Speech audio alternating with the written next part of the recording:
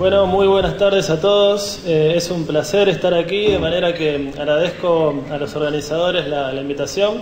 Bueno, a Ruth, a toda la gente que organizó el foro y muy especialmente a la gente de IDEA también, Ezequiel Santagada, que es un amigo de hace muchos años. Como es imposible de hablar en 20 minutos del tema que estaba en el programa, los aportes del derecho civil a la protección del medio ambiente, entre paréntesis, hoy hablamos de derecho civil y comercial o derecho privado, ¿no? En los países de mayor desarrollo jurídico, el derecho civil y comercial está unido, ¿no? En Argentina, a partir del año 2015, hay un código civil y comercial, no solamente civil. Entonces yo lo que hice fue seleccionar solo un tema de los tantos que el derecho civil aporta, responsabilidad civil y muchos otros, que es este acá de la función ambiental en el ejercicio de los derechos fundamentales, porque es uno de los temas que más se habla en los foros como este y en los foros globales, ¿no? Cómo los derechos humanos, los derechos fundamentales deben ser ejercidos en función ambiental, ¿no? Bueno, en Argentina y en muchos países, pero en Argentina en particular, ya está un poco superado esto que se hablaba en el panel anterior, de si hay intereses difusos o no, o legitimación activa. Bueno, ya está establecido en el Código Civil y Comercial argentino que hay que hay derechos individuales, que por un lado, y hay derechos de incidencia colectiva que tienen por objeto bienes colectivos por el otro, y hay una tercera categoría que son los derechos de incidencia colectiva que tienen por objeto derechos individuales homogéneos. Los derechos de incidencia colectiva que tienen por objeto bienes colectivos se dividen en intereses difusos e intereses colectivos. Bueno, y ese es el campo de los procesos colectivos, y el otro, el de los terceros, es el campo de las acciones de clase, ¿no? De Regla Federal 23 de Estados Unidos y demás. Esto está establecido y no hay demasiado problema en Argentina y en muchos otros países. Brasil, el artículo 81 del Código de Defensa del Consumidor brasileño, tiene la misma clasificación y demás. Lo que sí hay problemas en Argentina, como en el resto de los países, es en esta idea de armonizar, ¿no? Si hay problemas en general en materia ambiental, lo que hay es problemas entre el ejercicio de derechos individuales, propiedad para deforestar, ejercicio de una industria ilícita, para ejercer la actividad minera, libertad de contratación y demás. Todos esos son derechos fundamentales, individuales, que tienen una fuerte protección en las constituciones. Y por otro lado, los derechos de incidencia colectiva, protección del ambiente como paradigma. Bueno, ¿cómo se soluciona ese choque o cómo se soluciona esa armonización? Bueno, la Corte Interamericana de Derechos Humanos, en la opinión consultiva que ya se ha mencionado aquí, no funciona esto, que ya se ha mencionado aquí, lo tiene claramente dicho. O sea, el ejercicio o el disfrute de todos los derechos fundamentales depende de que haya condiciones ambientales mínimas para su ejercicio. O sea, si no hay una tutela del ambiente como bien colectivo, no se puede disfrutar de la propiedad, de la vida, de la salud, del derecho a trabajar, ni de ningún otro. Entonces, eso lo dijo la Corte Interamericana de Derechos Humanos, en esa opinión consultiva que yo transcribí ahí, diciendo además que se trata de el ambiente es una precondición para el disfrute de los demás derechos fundamentales. Esto no es nuevo para la legislación civil y comercial argentina, porque fíjense que en el artículo 14 del Código Civil y Comercial argentino del año 2015 se establece este límite externo, si ustedes quieren, en un instituto clásico del derecho privado, que es el del abuso de derecho, ¿no? Hoy en día, en el derecho argentino, cualquier derecho que se ejerza en violación a la tutela de los bienes colectivos en general y del ambiente en particular va a ser abusivo con todo lo que eso implica. Esto es una fuerte consecuencia que trae el derecho privado y que va más allá de la mera declaración de la función ambiental que todos vemos y hacemos cuando vamos a estos foros o los foros que organizan las entidades también globales, ¿no? Es decir, bueno, hay una función ambiental en el ejercicio de los derechos fundamentales. Ahora, si esto no se baja a la legislación, bueno, después estamos hablando también en los mismos foros de por qué no se cumple esa legislación. Bueno, en Argentina eso está. Punto número 1. Y punto número 2, el artículo 240 del Código Civil y Comercial establece también esta idea de la función ambiental cuando habla de la teoría de los bienes. Dice el artículo 240 que el ejercicio de los derechos individuales debe ser compatible con el ejercicio de los derechos de incidencia colectiva y no debe afectar la sustentabilidad del ambiente en general, ¿no? Dice ahí de los ecosistemas y demás. Esto es un cambio copernicano en la manera de ejercer, en la manera de legislar en el derecho privado. Porque el derecho privado está acostumbrado a legislar los derechos individuales de manera absoluta. O sea, el derecho de dominio, el derecho de propiedad de manera absoluta. Nadie puede intervenir en el derecho de propiedad de los particulares. Bueno, acá hay una regla de subsunción normativa, de precedencia lógica, con límites externos, abuso de derecho, o límites internos, artículo 240, función ambiental, y una subordinación de los derechos individuales a los derechos de incidencia colectiva. No tengo tiempo de explicar demasiado, pero solamente dos ejemplos. Primero de ellos, el derecho de propiedad. ¿Cómo impacta esto en el derecho de propiedad? Porque acá se discutía, por ejemplo, de la deforestación. Bueno, ahí dice, ¿qué dicen los que deforestan? Bueno, yo tengo un derecho de propiedad privada que yo puedo deforestar para plantar soja o para hacer cualquier emprendimiento. Bueno, bajo estas ideas esto no se puede hacer porque, como lo dice el artículo 1228, por ejemplo, del Código Civil brasileño, el derecho de propiedad debe ser ejercido en función socioambiental. Esto implica, también se habla aquí, un cambio importante de pensamiento y cultural, que lo vamos a ver un poco más adelante, pero la idea es esa, digamos, hay una armonización entre los derechos individuales y los derechos de incidencia colectiva. Un ejemplo reciente es esta sentencia, que es una derivación de la sentencia que dictó la Corte Suprema Argentina, que ordenó el saneamiento de la cuenca Matanza-Riachuelo, que es un río que está muy contaminado. La Corte ordenó limpiarlo. La Corte no se quedó ahí, como decía recién el juez de la Corte de Colombia, hay que seguir, hay que controlar el cumplimiento de las sentencias. Entonces la Corte Suprema Argentina dictó una sentencia, pero después derivó a dos tribunales inferiores, a dos juzgados inferiores, el control del plan de saneamiento del Riachuelo. En ese marco, muy recientemente, se presenta una persona diciendo que el activo de una empresa que estaba en concurso preventivo lo conformaban dos buques, dos barcos que estaban depositados en el río, que está contaminado, que se llama Riachuelo. Dice, bueno, están tan mal esos barcos que tienen riesgo de hundirse, y si se hunden van a seguir contaminando el Riachuelo, que la Corte dijo en 2006 que se tiene que limpiar. ¿Qué dice acá esta sentencia? Dice, bueno, para sacar esos buques, limpiarlos, descontaminarlos, ponerlos de nuevo en el río y que no se hundan, bueno, hay que hacer un gasto económico, hay que gastar dinero, hay que contratar una empresa que lo haga, y eso es muy costoso. Esa empresa que gasta el dinero, para cobrarse, va a tener que verificar, no le va a poder cobrar a la empresa que está concursada, sino que va a tener que verificar en el marco del concurso preventivo, verificar su crédito.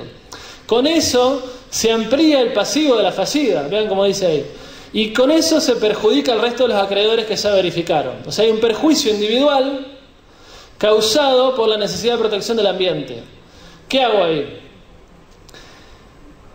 Prevalecen los derechos individuales de propiedad o los derechos patrimoniales de los acreedores del fallido que ya verificaron, y entonces no saco los barcos para no contaminar el ambiente, o al revés.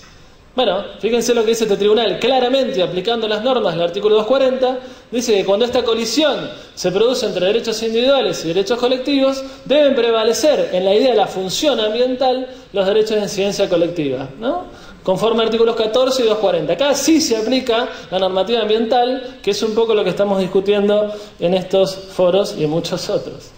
Entonces, lo que quiero decir es que el derecho privado, como me han pedido a mí que hable, bueno, avanza con muchísima normativa concreta, más allá del soft law que declaramos en todos estos eventos, o que están en los tratados de derechos humanos y demás, con normativa concreta y además de orden público, que ingresa en la actividad empresaria, con normas concretas para internalizar los costos ambientales. Esta es una idea del análisis económico del derecho. No se pueden seguir externalizando los costos ambientales y que los soporte la sociedad o las generaciones futuras, sino que hay que internalizar.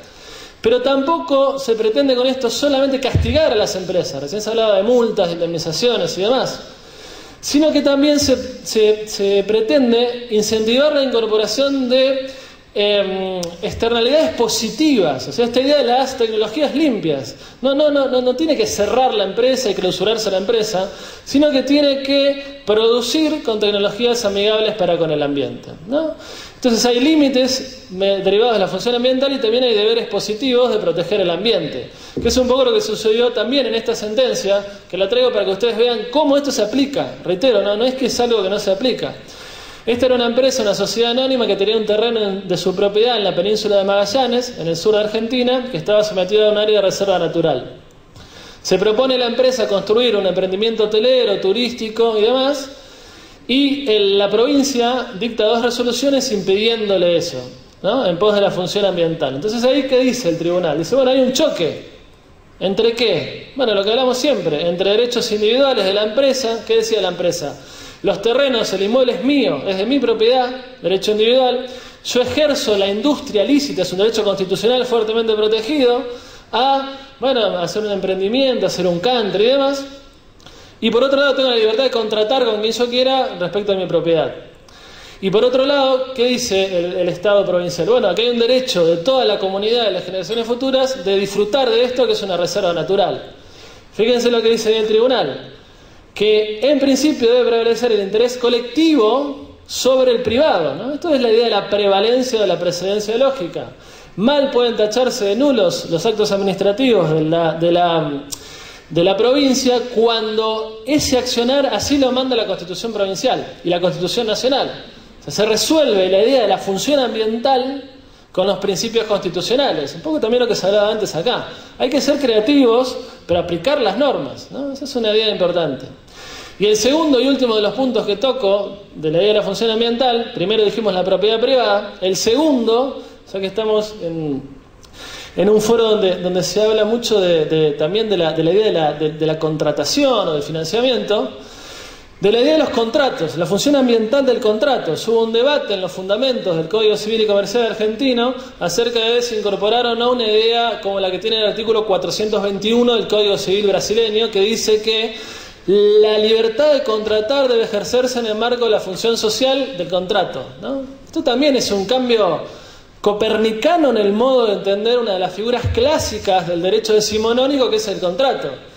Mediante la autonomía privada, mediante la autonomía de la voluntad, yo puedo hacer lo que quiera y ningún juez ni ningún administrador puede meterse en lo que yo diga en el contrato, ¿no? Pacta sunt servanda. Esta es una idea clásica del contrato, ¿no? Yo puedo celebrar un contrato con una empresa para que deforeste mi inmueble para yo sembrar soja y nadie puede hacer nada porque los contratos están hechos para cumplirse. Bueno, esto no es así, sino que, como dice ahí los fundamentos, hay una función socioambiental del contrato que trasciende a las partes del contrato. Entonces el contrato ya no está arreglado solamente por la autonomía privada, sino que, como dice Federico Lorenzo en Argentina, el contrato es una especie de menage à trois entre las partes y el juez, porque el juez va a aplicar normativa de orden público proveniente de la tutela de los derechos fundamentales, que hoy está en el Código Civil y Comercial argentino, artículo 1004 y demás, que dicen que los contratos no pueden ser contrarios a los derechos fundamentales. Y en el caso del ambiente, la normativa protectoria del ambiente es normativa, como dije, de orden público, que prevalece sobre la autonomía y la voluntad de las partes. Entonces, hay una función ambiental del contrato, ¿no?, que establece límites negativos a los contratantes, pero también deberes positivos en pos de la función ambiental del contrato. Esto hay muchísimo para desarrollar y yo no tengo tiempo porque me quedan 2 minutos. Solo una idea. Piensen en los contratos bancarios. Hoy en día se está trabajando mucho esta idea de introducir cláusulas ambientales a los contratos bancarios. Un banco que financia una empresa no puede desligarse de solicitar la información respecto de los impactos ambientales que va a tener el proyecto que se financia. Esto es muy claro, es una derivación de la función ambiental del contrato, porque si no lo exige el banco, va a ser solidariamente responsable de los daños que esa empresa cause con el dinero que el banco le prestó. Y eso es una responsabilidad civil de origen contractual derivada de la función ambiental del contrato.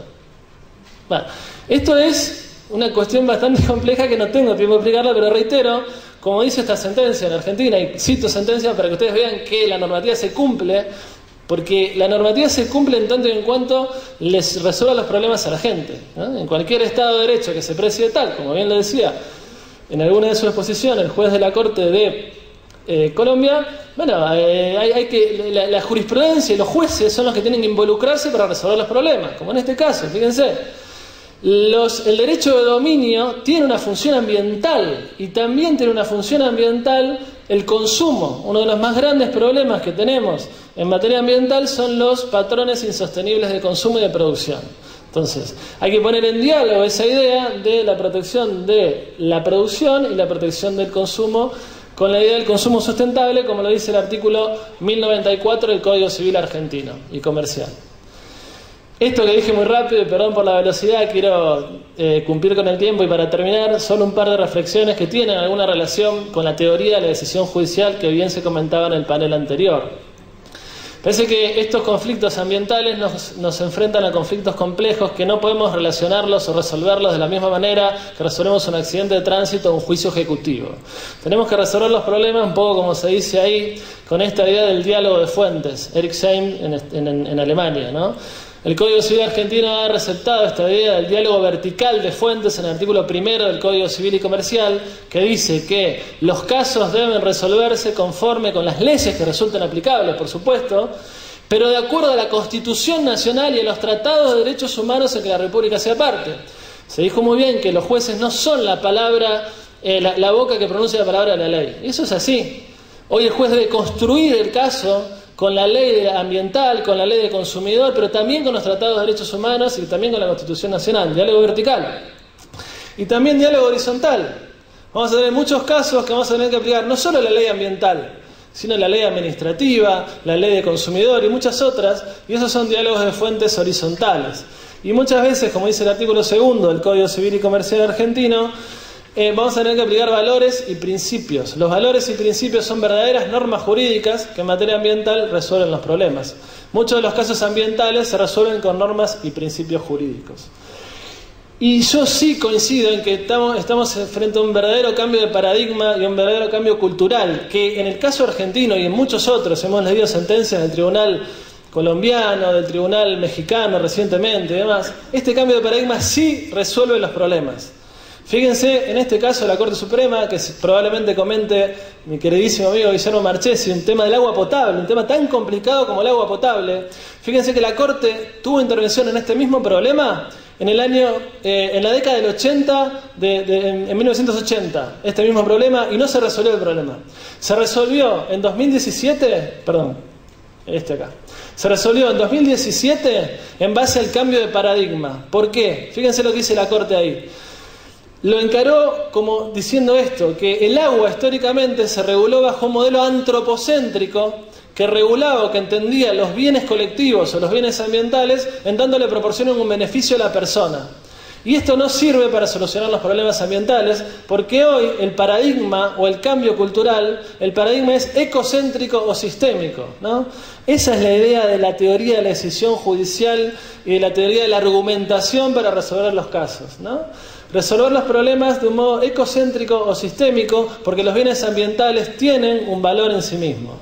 Y todo ello me parece que en el marco de la efectividad que todos reclamamos del derecho, de las reglas ambientales, debe estar enmarcado en esto último, que con esto sí termino, y perdón por hablar tan rápido, pero ya está el tiempo acotado, en esta idea de que las cuestiones ambientales que todos nosotros hablamos aquí tienen que ser introducidas como políticas públicas en nuestros estados, y la manera que ha encontrado, digamos, el concierto, si ustedes quieren, global y los operadores jurídicos para lograr eso, y acá la OEA ha trabajado muchísimo en eso, es en esto de las reglas del Estado de Derecho Ambiental. Hoy en día, me parece que una buena conclusión es: no podemos predicar la existencia de ningún Estado de Derecho si no se incorpora la variable ambiental dentro de las políticas públicas, y esto lo tuvo muy presente la Corte Suprema Argentina en esta sentencia, donde dice: la Constitución Nacional protege de modo claro y contundente al ambiente, de modo que permite